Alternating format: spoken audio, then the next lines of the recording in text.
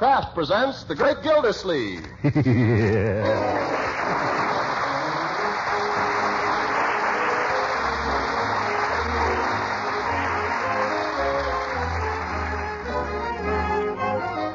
Cheese Company, who also bring you Bing Crosby every Thursday night, present each week at this time Harold Perry as The Great Gildersleeve, written by John Wheaton and Sam Moore.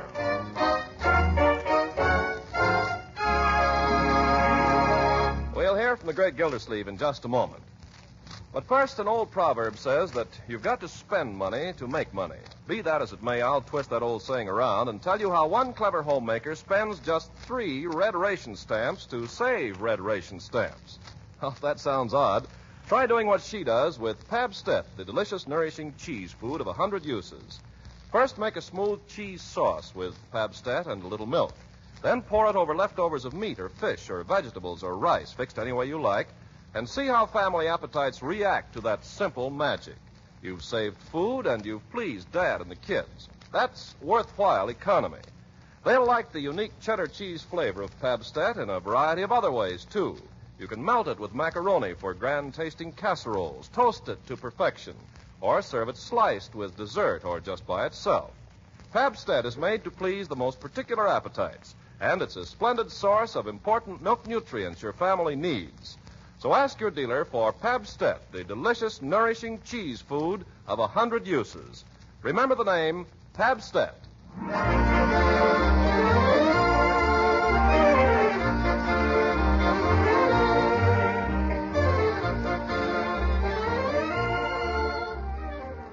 First came the horse.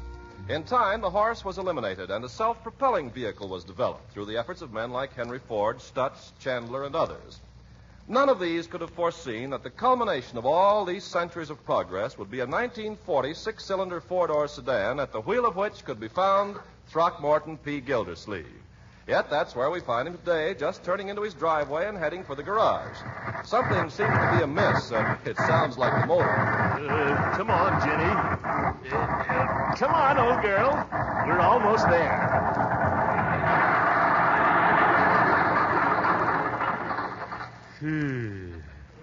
Well, we made it. Unc, is that you? Certainly. Who does it sound like? Barney Oldfield. What happened? I don't know, Leroy. There's something wrong with the old bus. Stick your shirt tail in. Yes, sir. I stopped by the service station to get Mike to take a look at it. Mike's been drafted. So I discovered. I don't know what I'm going to do now. I guess I'll have to fix it myself. Are you kidding? No, I'm not kidding. We'll all be making our own repairs sooner or later. We might as well start now. Might as well start walking. I guess I'll go in and get some old clothes on, Leroy.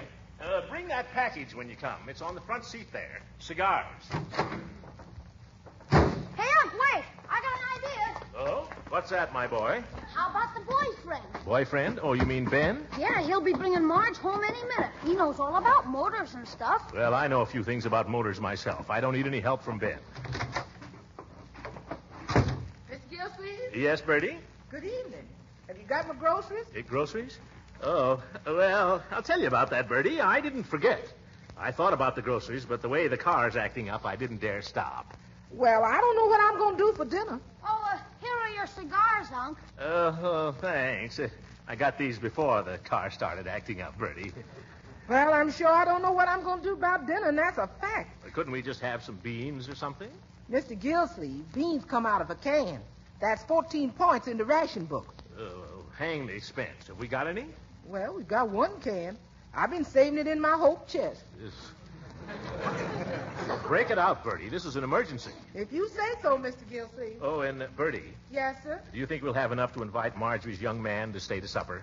Well, if I stretch him, maybe. I thought you didn't need any help from Ben, Unc. I don't. Never mind, Bertie. Just the 3 of us.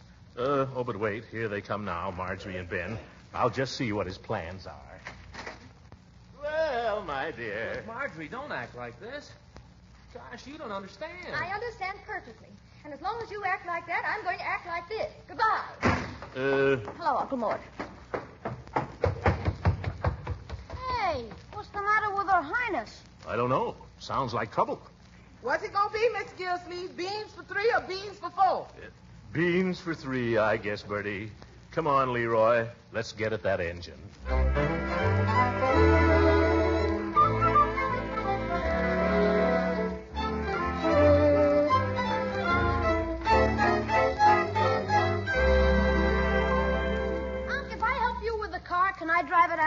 No, Leroy, you may not. Just a little. Just down the driveway. No.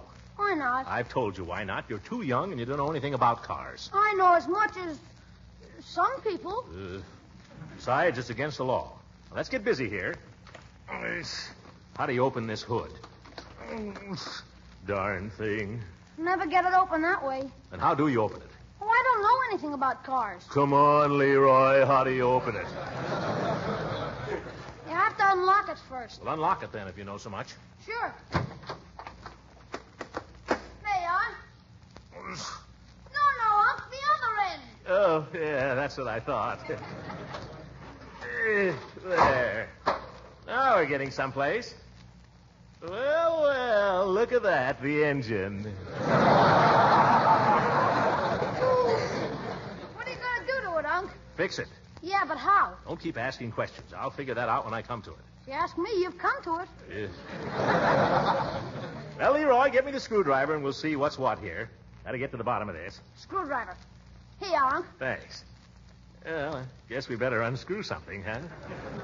Well, what seems to be the trouble, Unc? I think the engine's missing, Leroy. Either that or the clutch is slipping.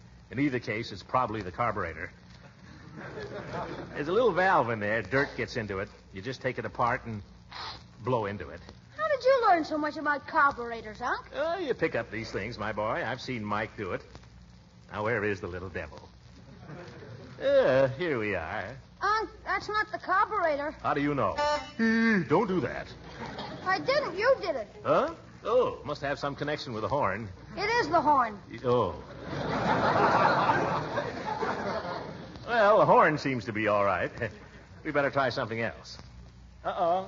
I don't like the looks of this. If you're looking for the carburetor, Unc, you're getting cold. A little less advice, young man, and we'll get along better here. Okay. Just to watch the way I do this, you'll be in a position to do it yourself if you ever have to. You see, I just...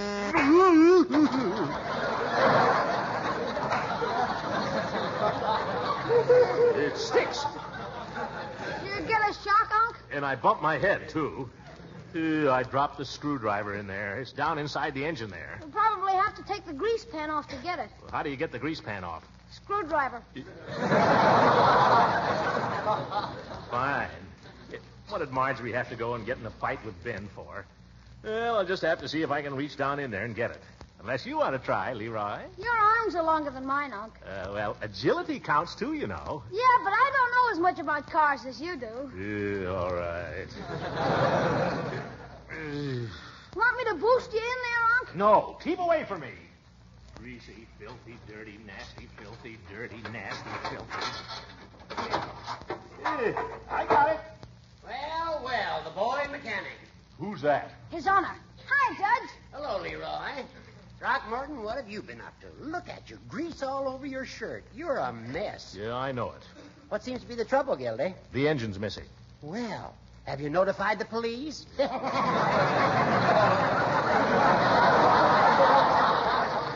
Oh, 23 skidoo, hooker. What do you want in here anyway? Well, I just dropped in to ask for the loan of a rake, Gildy. I thought I'd do a little work on my victory garden. But if I can be of any assistance to you Give here... him the rake, Leroy. Okay. Unc's been looking for the carburetor, Judge, and I tried to tell him that's it. Where? Right there. The boy is absolutely right, Gildy. Any fool knows that. What do you know about it, you old grampus? You and your reel. I bet it hasn't even got a carburetor. There's an old saying, Gildersleeve, there are none so blind as those who will not see. Go on, pull your car to pieces, scatter it all over the place, but when you've finally taken everything else apart, you'll discover that that is the carburetor. You don't have to make a speech about it. I'll take that rake now, Leroy, if you'll be so good. Here you are, Judge. I shall return it. See that you do. Thanks. You're welcome. The old windbag. He could be right, though. Leroy, just for the sake of argument, suppose we take this little gadget apart here, huh? Now you're getting somewhere. You're going to need a wrench for that, though. After all the work I went to fish this screwdriver out? Yeah, you might as well throw it back in. Here, let me see if this will fit. Leroy, I'm doing this. Okay. You getting it? Yeah, it's coming. Boy. Uncle Mort. Oh, what does she want? Leroy. What do you want? Leroy, don't holler in my ear. Supper. Be right there. Oh! No, you did it. There goes the carburetor all over the lot. Who did it? What did you let go for? Why did you shout for Who it? shouted? Well, who let go? It came apart in my hand. If you hadn't shouted, I wouldn't have dropped it. I told you not to shout. Uncle Mort! All right.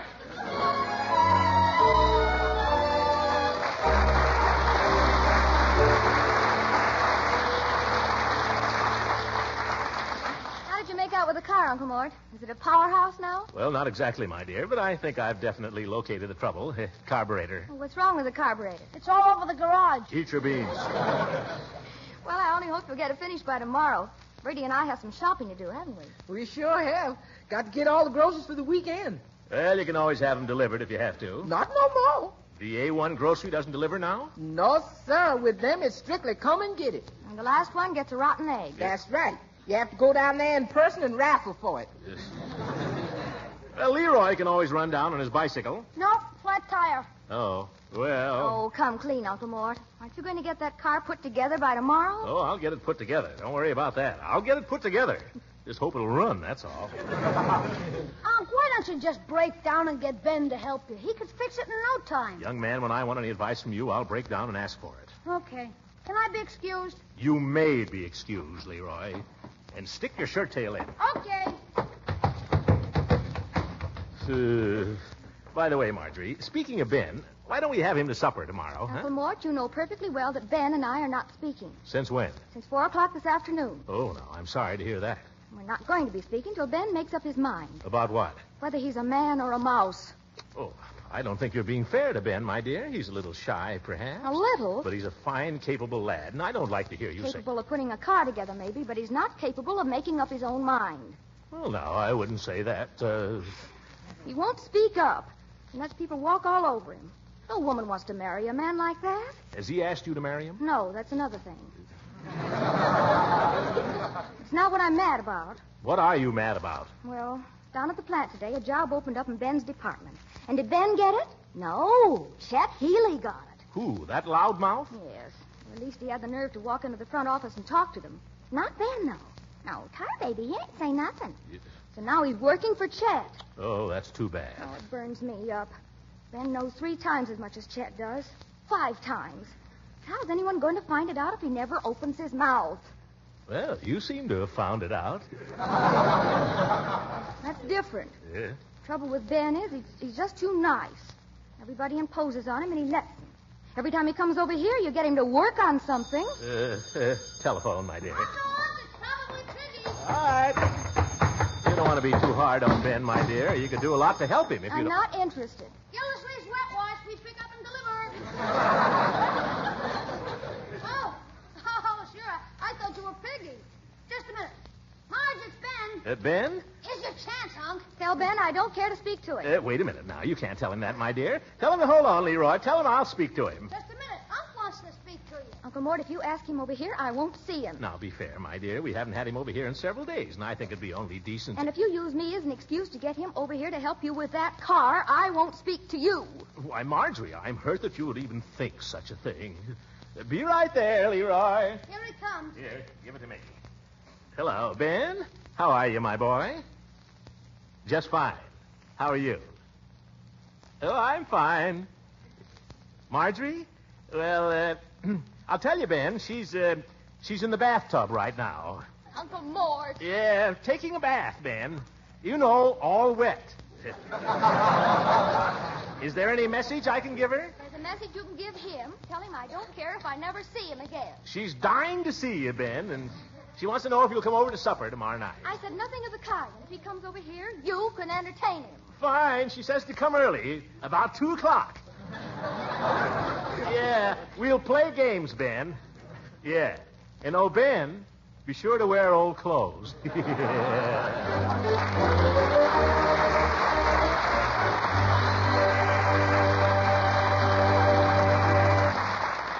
great Gildersleeve will be with us again in a few seconds.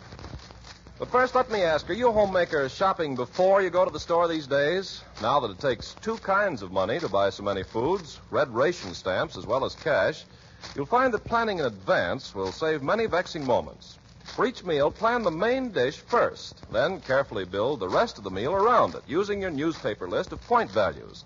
That way you can be sure that family appetites will be tempted and that meals will be satisfying because they're well balanced. If you want to surprise the family with a real treat that's economical with both red ration stamps and cash, in planning your meals for this week, include the delicious cheese food Pabstet. Pabstet has a unique cheddar cheese flavor that's grand with main dishes, or serve it as a smooth cheese sauce with leftovers in a variety of ways. Pabstet's wonderfully nourishing, too. It's a fine source of many vitally important milk nutrients your family needs. Now, you may not be able to buy Pabstet the first time you try because so much of the nation's dairy food is going to war. But watch for it and buy Pabstet when you can. Just 3 red ration points for a generous package. Remember the name Pabstet, Pabst-ETT. Pabstet.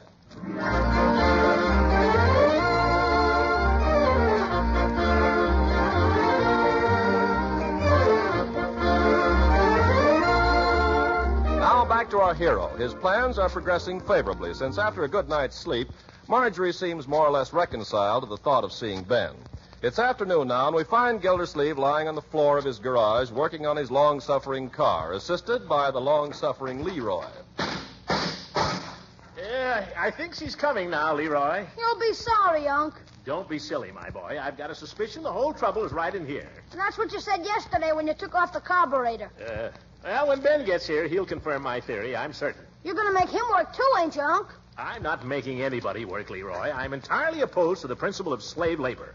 If you're not interested in what you're doing, you may go. Oh, boy. Leroy! Can't I go? No. Only said that to test your character. I'd like it better if I could do some of the hammering down under there. You sure gave me the worst part of this job. Yeah, but yours is a very important part, my boy. Be patient. Oh, nuts. Well, Leroy, if you aren't a model for a Christian martyr, what on earth are you doing? Can't you see? Well, I can see you standing there with a vacant look on your face, holding that blanket as if you were going to catch somebody jumping out of a burning building. Don't make fun of Leroy, Marjorie. He's helping me with an important job. Oh, you're down under there. What's Leroy doing? Well, I'm trying to knock the timing gear loose. And once she busts loose, I catch all the pieces in the blanket. Are you kidding? No. Well, in that case, I want you both to hold still while I go get my camera. Huh? I want to record this for posterity. Hi, Marjorie. Hello, Ben. Hiya, Ben. Hi, young fella. I'll be right back, Ben. I want to get my camera and take a picture of these 2 idiots. 2? Where's your uncle? I'm under here, young man. Oh, gosh. I mean... Don't let Uncle Mort talk you into any work on that car now. Oh, don't worry, Marjorie. I won't get under there. New suit. Nice, too. Well, I won't be a second. Leroy, give me a hand. I want to come up and see Ben for a minute. Okay, Unc. Blow out all your breath and pull in your stomach. Heave-ho! Ooh. Well, hello, Ben. Glad to see you. Glad to see you, Mr. Gildersleeve. Doing a little repairing, I see. Yes, I am repairing. It's every motorist's duty in wartime. By the way, I'm having a little trouble getting this gadget loose here, Ben. I wonder if you'd mind just slipping under there and having a little peek. Oh, I'm afraid I couldn't, Mr. Gildersleeve. Not in these clothes. New suit. Well, now, don't you worry, my boy. I wouldn't have you spot that suit for the world. Here, slip into these overalls. Oh, but gee, Mr. Gildersleeve. No trouble at all, my boy. Here. But Marjorie said You'll never know. Leroy won't tell, will you, Leroy? Why, that little... He sneaked off. Marjorie will never know, Ben. Here, you'll be under there and out again before she gets back. Yeah, but she only went to get a camera. That's what she said, my boy. But I guess we know women, don't we? Oh, yeah, you bet. Yeah. That's the stuff. Here's the wrench. You see that thing that's holding it? Yeah, I think so. Atta boy. Here she comes. Well, I've got the camera and it's all loaded. Where's Ben? Ben? Yes, Ben. Where did he go?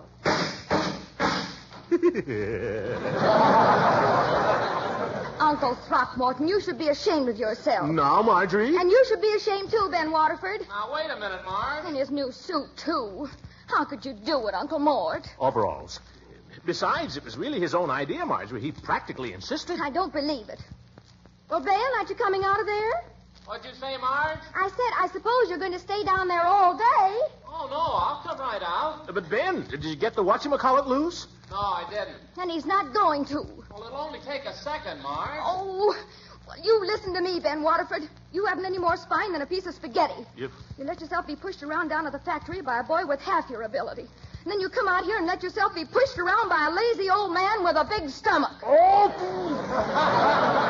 Marjorie! Goodbye. Hey, Marge. Hey. Well, stop for Mr. Gildersleeve. Oh, gosh. Let me get out of here. Wait till I get...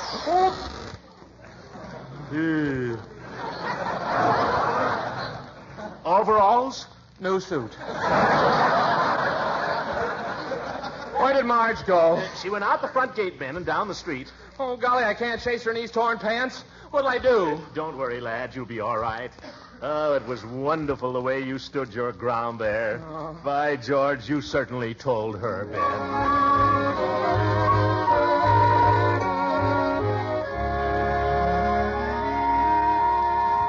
Yes, sir, that was a mighty fine supper. Aren't you glad you stayed now, Ben? Well, pretty glad. Yes, sir. Oh. Well, let's get at that car again. What do you say? You don't suppose Marjorie might be coming in soon? Don't worry about her. She'll turn up soon enough. She's probably seeing the early show at the Majestic. Might just as well work on the car till she gets here, Ben. Well, I want to talk to her before I go. But in the meantime... That's the spirit. We'll both work on it, and before you know it, zingo. Okay. Yes, sir. Oh, my goodness. What's the matter? I'm clean out of cigars, practically. Tell you what, I'll run down to the drugstore and pick up a couple while you get started. Then I'll come back and zingo.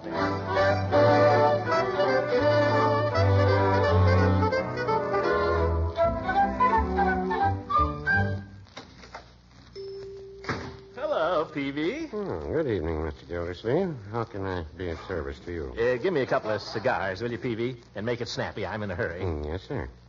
Here they are.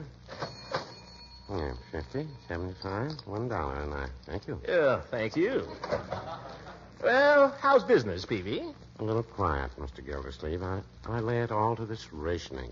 Rationing, but they're not rationing drugs, Peavy. And that's just the trouble. The ration stuff gets all the publicity. I see. Well, got to get going. Oh, got a match, Peavy? Oh, yes. Always got a lucifer on me somewhere for a good customer. Here. Thanks. Well, got to be running along. In a rush, eh? Going to a picture? No, I'm fixing my automobile, and I've got to get back and finish the job. Well, it's too bad you're in such a hurry. I can't help it. Why? What if I wasn't? Well, I was just thinking, business being so quiet and all, that maybe you and I could play just one game of Chinese checkers. Yeah, here? Now? Yes, sir. It takes about a half an hour. I've got the board here with the hot water bags down there. Well, I've got to get back to that car, Peavy. Besides, Chinese checkers is a kid game. There's no skill to it. Well, no, I wouldn't say that. There's nothing to the game, Peavy. There's more to it than you think, Mr. Gildersleeve. I'll tell you what I'll do. If you beat me, I'll give you a 10-cent soda on the house. Oh, well, just one game, Peavy, but we'll have to play fast because I'm in a hurry.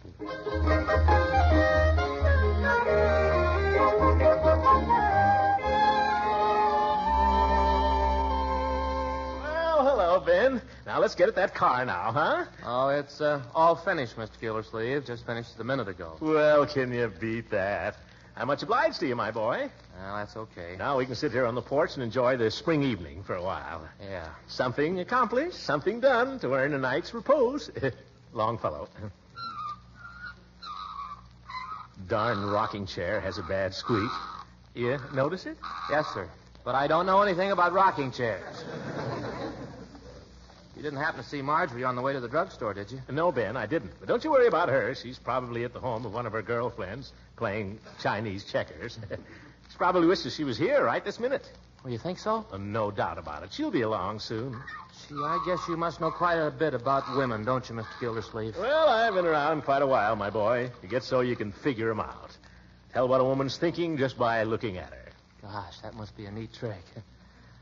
When I'm with a girl, I can't seem to think at all. Can't think? No, I just sit there and sizzle.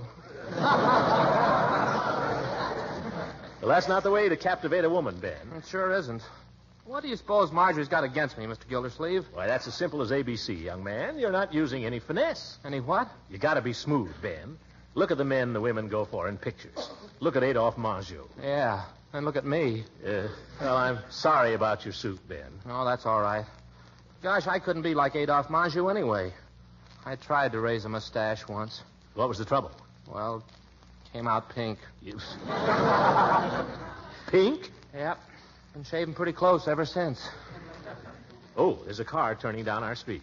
Yeah, whose is it? Oh, it's probably Marie King driving Marjorie home. Hey, has Marie got a 42 convertible? No, that's not Marie. No, it isn't. That's Chet Healy. Chet Healy? What? Marjorie! Oh, hello, Uncle Maude. I didn't see you there in the dark. Oh, hello, Ben. Hello. Uncle Maude, I want you to meet Chet Healy. I've told you about him. How do you do? Well, how are you, Mr. Gildersleeve? Say, who's that with you? Well, if it isn't my new assistant. Hiya, Junior. Hello. Yeah, we just saw a great picture, and then we had a good look at a wonderful moon. This is a mighty attractive little niece you've got there, Mr. Gildersleeve. Oh, you think so? Yes, sir. I'd like to be an uncle to her myself. Say, Junior, what happened to your Sunday suit? What's the matter? Cat got your tongue? How would you like a punch in the nose? Oh, Ben. Now, don't worry, honey. Nothing's going to happen to me. That's what you think. Well, Say, this is quite a spectacle. I'll referee.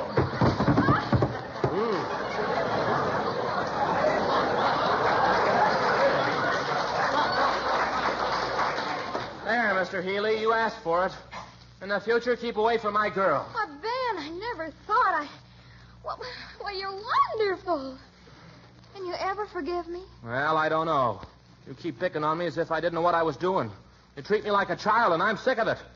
If you're going to be my girl, you've got to let me say what's what from now on. Oh, Ben, I will. Well, that's telling her, Ben. I'm glad to see you're following my advice. Your advice? Mr. Gildersleeve, you're full of wet hay. Oh!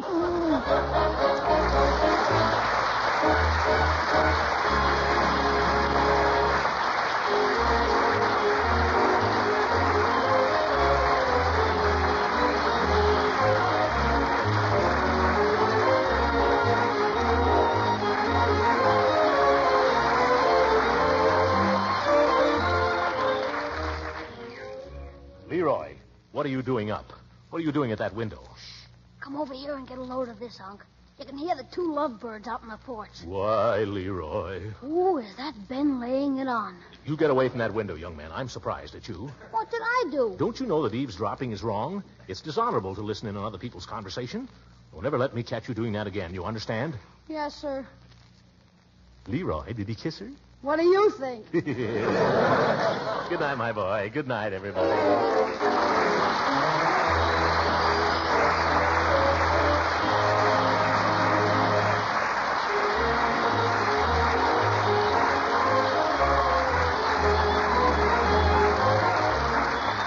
Music on this program was under the direction of Claude Sweeten. This is Ken Carpenter speaking for the Kraft Cheese Company and inviting you to listen in again next week for the further adventures of the great Gildersleeve.